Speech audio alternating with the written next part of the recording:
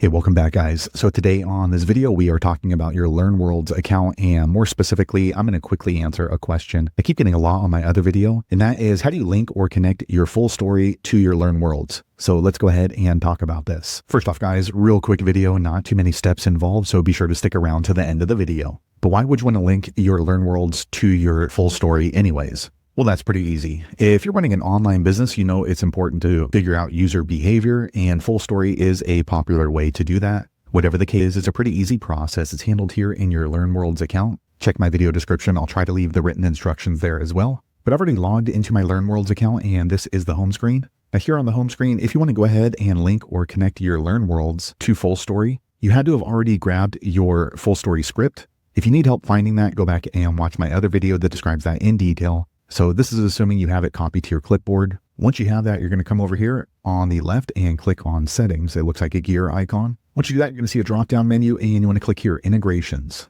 All right, once you do that, you're going to see another drop-down menu, and you want to click here, analytics. Once you click in there, you're going to see quite a few different options, but you want to scroll down until you see Fullstory. Once you're here, you want to click on the activate button, and here you're going to go ahead and copy in your Fullstory script, and you're not quite finished until you scroll back up to the top and then click on save. So there you have it, guys. If you're wondering how to link or connect your Fullstory to your LearnWorlds account, that's the easiest way I know how to do it. If you know an easier way, be sure to leave a comment below. Let the rest of us know how you did it. Hopefully you found that video useful. If so, click thumbs up, or maybe consider subscribing to my channel, and I hope to see you on the next video. Thanks again for watching.